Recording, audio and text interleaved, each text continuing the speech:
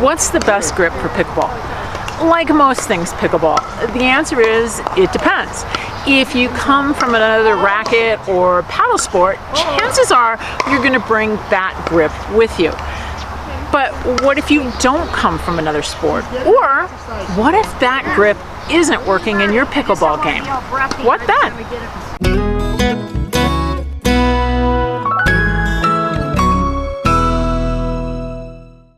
Hey everybody, it's CJ Johnson.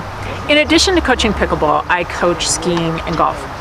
You can tell a lot about a person's aptitude for the sport by how well they do the basics. And pickleball is no exception. If you want to get better and get better quickly, focus on the basics. Things like footwork and grip. Today, we're going to focus on your grip. But if you stick around to the end, I'll make sure to share a link to one of my favorite footwork videos. Some of you might be thinking, hey CJ, what's all the fuss about a grip? I mean, hold the darn paddle. Well, how you hold the paddle is going to influence the trajectory and the speed of the ball. I'm curious, which grip do you use? If you know the name for it, put it in the comments below, or if you brought it from another racket or paddle sport, share that down below as well. When I'm teaching new players or somebody who's struggling with their grip, I prefer to teach the continental grip. I think it's the most universal grip for moving the paddle from your forehand side to your backhand side. In tennis, most players use one grip on the forehand and a different grip on the backhand. Unlike tennis, the court's much shorter and there's not a lot of time to change from one grip to the other. The continental grip looks like this. The V formed by the thumb and the forefinger are on the side of the paddle, and the joint just below your index finger sits on the top. If you hold the paddle like this and simply slide your hand down to the grip, you should be in the correct position. Another way to approach the paddle is like you're shaking hands. When my hand is in the correct position, it feels like I'm using my fingers to control the paddle.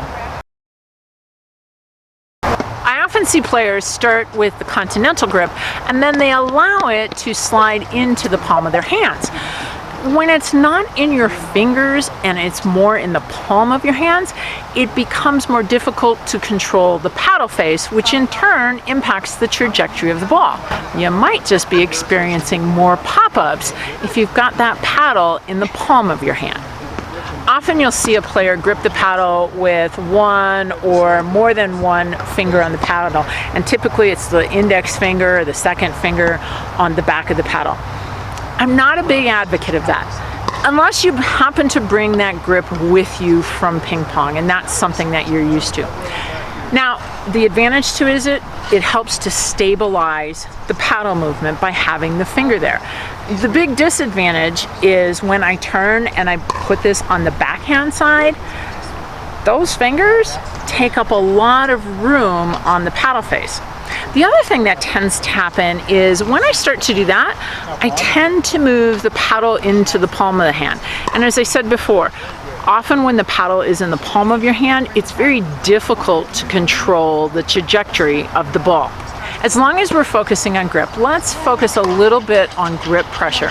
When you have tension in your grip, it travels from your grip into your forearm, all the way up into your arm and shoulder. It impacts your natural ability to swing the pickleball paddle. It is extremely difficult to hit soft shots with a lot of grip tension. Here's something that may help. Let's use a scale of 1 to 10. 1 will be your lightest grip pressure. So hold the paddle with a grip that's so light that if I walk by and pulled on your pickleball paddle, it would come right out of your hand. Now let's go to the other extreme. 10. I want you to hold that pickleball paddle so tight it almost makes your arm hurt. If I tried to pull it out of your hand, it won't budge. Now that you know the two extremes, I want you to hold the pickleball paddle one more time. This time, find number 5, something that's right in between your number 1, lightest, and your number 10, the hardest. Most pickleball shots should be played with a grip pressure of somewhere between 3 and 5. Another strategy that I use to alleviate tension while I'm playing games is to actually take the pickleball paddle out of my playing hand between points. That allows my hand to loosen up, and when I take my grip again, I'm aware of my grip pressure and keeping it light. One last consideration is the grip size of your paddle. A general rule of thumb is there should be enough space to fit your index finger between your palm and your fingertips. This grip is just about right. This grip is too small. See how my thumb overlaps my fingers? If you're purchasing a new pickleball paddle and you're not sure what size to get, use a ruler. Your palm has 3 creases. Measure the distance from the tip of your ring finger down to the middle crease in your palm, as shown in this photo. If you're in between sizes, make sure you choose the smaller size. It's much easier to build up a grip than it is to make a big grip smaller. A couple caveats about grip. If you come from another sport, tennis, racquetball, ping pong, try that grip on the pickleball court. See if it works for you. If it doesn't, then change it. If you decide to make a grip change, I recommend applying the 2 P's, precision and patience.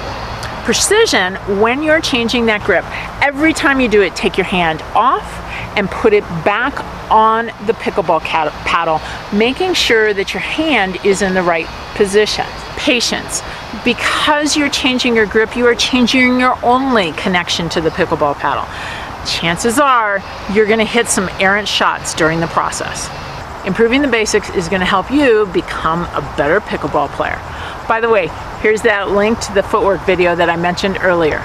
If you got value from watching this video, give it a thumbs up or share it with your pickleball playing friends, because together we can train smart, live bold, and age well.